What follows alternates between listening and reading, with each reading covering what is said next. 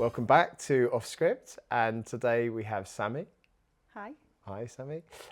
So why don't we start by introducing yourself and where you work and what you do. So I'm Sammie Adams. I'm a TPA service leader based in our Stoke office, Newcastle-under-Lyme. I've got my 2-year anniversary approaching in 2 weeks' time, which is very exciting. 2 years, it's gone very quick. So I look after the property team within Stoke, and I look after between 12 to 18 people, depending on seasonal work coming in, and I just manage them through the day-to-day tasks, keeping contact with clients, communicating throughout the business with other areas. Yeah, and in that 2 years, have you seen much change? Absolutely. So when I first started, I actually came on board as a senior claims handler. I've got about 12 years experience in the industry. Oh, really? Yeah, so I came on as a senior with new client onboarding to help with the growth of this new client. And there was 6 of us in the Newcastle office. There's now very, very tight squeeze. I think I'm going to be sitting on the roof soon. So there's like over 30 of us there now, easy. So rapid growth in such a short space of time. I think it's one of our fastest growing areas in the whole business. Yeah, it's insane. I'm interviewing every day of the week. No, it's honestly, TPA is such a great success story.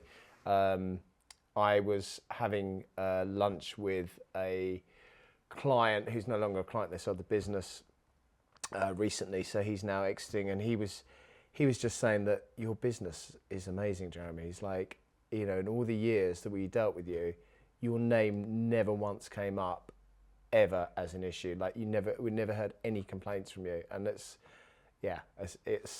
really refreshing. And I kind of, you know, of course I rode very high on your coattails, because pretty much I do nothing about it, but you guys do all the work. But I took the glory for everyone, you know. Yeah, everyone there it's like a family. Yeah. It's so good that we've been able to, all of us have just been able to grow it the way that it has done. Yeah. Everyone knows each other. We go out in the evenings for quiz nights. Oh, really? Yeah. Are you any good at quizzes? No. Matt will tell you, he came to one. It didn't go well. It's like heavy metal quiz. Like the topic's random every week we go. But if it was Disney princesses. Absolutely. There was a Disney quiz, and Owen was amazing at it. Yeah. Yeah. So Are you saying he's a princess? Absolutely. Do you hear that, Owen? So yeah, it's just such a great place to work. Yeah. It's not got any sort of cliquey vibes, which I've had in previous places where I've worked. Everybody knows each other, and we've got a list on the wall of everyone's favourite tea and coffees, of preferences. And again, with Owen, it's like Monster. Yeah, it's Monster across the board. I found out yesterday, I think he said yes, I think it was yesterday, he said, no, I might have this wrong, his mother or a relative is like a nutritionist or something. His sister. Yeah. Like, she works for the NHS, I believe, as a nutritionist. He needs to listen to her. Yeah. Like, I don't know how anyway, we don't want to make this a podcast about Owen. Absolutely not. His head will grow even bigger. Amazing. So, you mentioned you had 12 years experience. Where was that beforehand? So I was with Davies Group for 9 years. Oh, wow, okay. And were you doing, before that, were you in claims as well?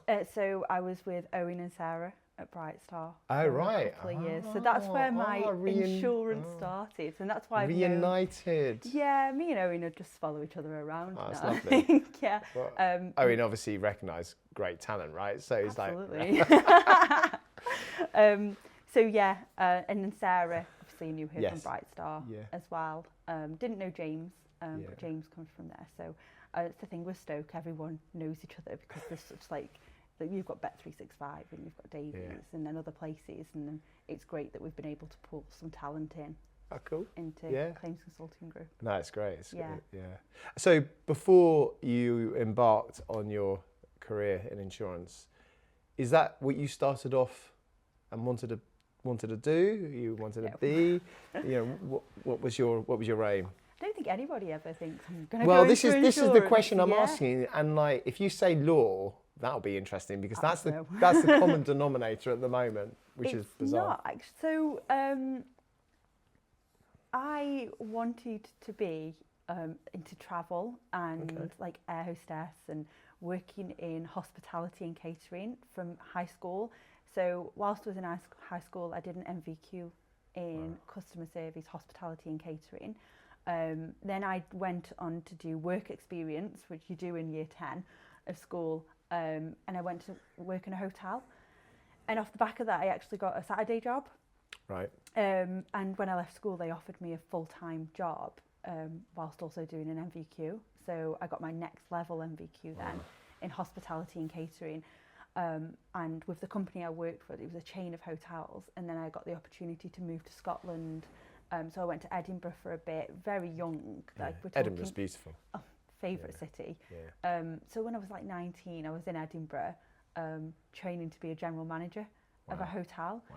Unfortunately, the hotel chain went into administration. So I quickly came back to Stoke. And then I just took it was like towards Christmas. So I took another hotel job, just waitressing over the Christmas period. And then I fell out of love with it. I think just being made redundant at such a young age kind of hit me quite hard. So I just did a customer service job. I actually went into work for Coral Bookmakers. So I was there for a couple of years and I was an assistant manager working in a betting shop. Well, betting shop and insurance is not, like betting and insurance is not, it's not a million miles People are still away, spending right? money, right?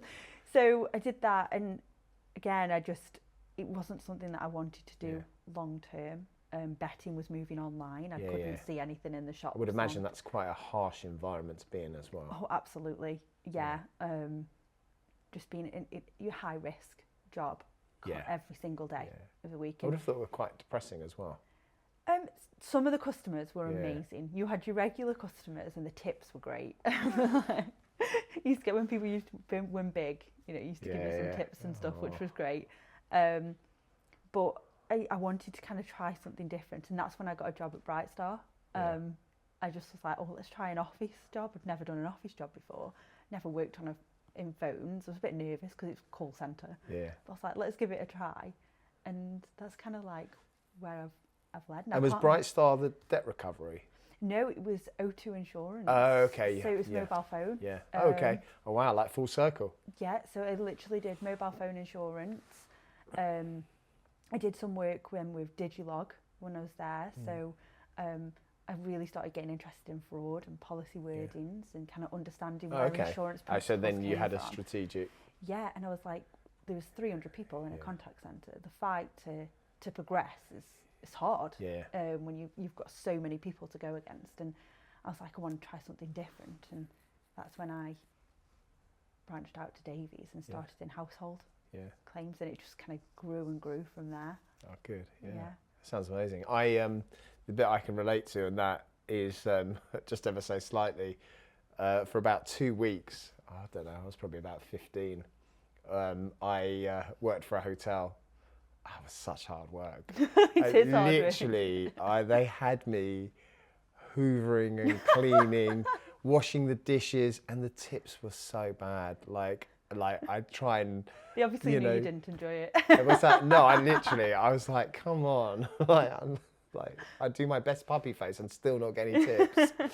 So that was hard graft, yeah, definitely. I really enjoyed working at the hotel when I first started it, and I did everything. I used to get there at 6 o'clock in the morning and do breakfast shift, and then I'd finish the breakfast, and then I would clean the restaurant, and then I'd go and do housekeeping and do about 20 rooms. Then I'd go home for like 4 or 5 hours, and I'd come back and do the dinner shift. I think stuff like that there's good for you, that hard physical grafting labour. Like I did that for quite a few years, basically cleaning, and I don't know, I think there's something good for your soul about... Absolutely. I've come from a household where we've always worked. My mum's always worked. And the moment like I could get a job, she was like, you need to get a job, you need to earn your own money. And that's what she's always done, and I think that's where it comes from. Like my mum was like, get out of bed in the morning because you've got to go to work. Yeah, absolutely. Yeah, definitely. So on a personal level or a business level, what are your, have you got any big plans, or have you got any objectives? in a year, 3 years, 5 years, lifetime? What's I have this conversation every month with James, my manager, about my steps. Absolutely want to be going into more of an operational role, progressing up. Been doing the service leader, team leader job on and off now for a few years. As much as I absolutely love it, I love the client side of things, and I love the technical side of things as well. So I could never step away from actually looking at a claim. Yeah. I love looking at escape of water claims. I love Surge. I think it's the best time of the year. Like, I'm always first one on the phones, first one in the office. I think it's fantastic. I love the buzz of the office and just like the phone constantly ringing and everyone's like tiles off the roof and it's just like a day of just repeating yourself, but your day just goes so quick and just helping people. So I want to still be in TPA and just help TPA grow. Okay. I want to be involved more with client things. So I talk, JP sits next to me when he comes in the office. Yeah. And He's great, isn't he? He is great. And we have a laugh and I talk to all the account managers quite a lot. And I'm hoping me being, you might not say that we're friends, but me and Owen being friends, I've got some sort of way in there. So yeah, I kind of see myself, I don't think I'll ever leave here. I don't see that happening. And now it's on video. Yeah, you like, can't, it's there. It's in now. Yeah. So help build the infrastructure to grow it. Yeah, absolutely. And I think I've got a lot of technical knowledge. I can help with a lot of things. A lot of people come to me for advice, which I love. And I just love getting involved with stuff. That's a great goal. And I think like in it, the way TPA is growing and the sort of the amount of sort of potential new clients coming on. So yeah, that's great. It's a great opportunity. And I think also, and you'd expect me to say this completely biased, I think the technology that we've got is going to help really scale TPA and be able to offer things that perhaps others want to offer but can't. Yeah, Synergy Cloud is incredible. I'm a massive fan. Like, it's the only system I've really worked on since I started here. And I was the first property scheme that went over. So I've helped, do those little tweaks to get it perfect, to get where it needs to be. And it's the best system. It's so user friendly. You can tell that it's been created by people that use the system. It just takes the admin away from the role, so you can actually do what you need to do, and you're more focused around the customer. It's so good to hear, especially because you guys have like had it longer than anyone else with the migration. So it's been up and running for about a year with you guys. So that's really good to hear. But I also know, which gives me a massive amount of inspiration, that actually I think that you're only scratching the surface with what it can do. There is so much more. So that's why I'm excited. So helping building the infrastructure to grow TPA, that sounds good. It's a good objective. I like it. So anyway, so this is the next bit is we've got a couple of questions. So we've got we're picking one of that from the Goldfish Bowl, but you can throw a question at me first. And that I don't know. I've not been told. I do try and get that information, but no one. Oh, hold on a second. Someone's at the door. Dun, dun, dun. Dun, dun. Or is it Barry? It's Barry, isn't it? Unless Barry's learning how to walk up the stairs. We got a seagull that knocks on the door. Literally, he knocks on the skylight. Really? Yeah. The two things that are likely to interrupt are Barry the seagull and Grubs Up, who deliver food.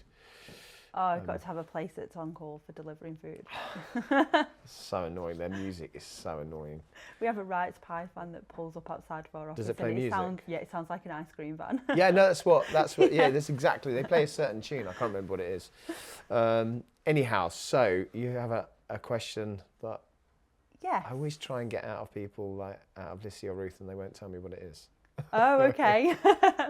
So my question is, out of the whole of CCG, what are you most proud of? Oh my gosh, the culture. The culture is something that as the business has grown, there are certain things I've had to let go of, just because actually there are more to the fact there are people that are so much better at doing stuff than me. I think the culture ultimately has to stem from me because I'm the founder, and I think that it's a reflection on me. I think that it's something that's not easy to get, right? It's something that we have to work really hard on. We don't always get it right, and sometimes it saddens me when it's not going right. But for me personally, I have a real drive to make this like the best place someone can work and give people the best opportunities.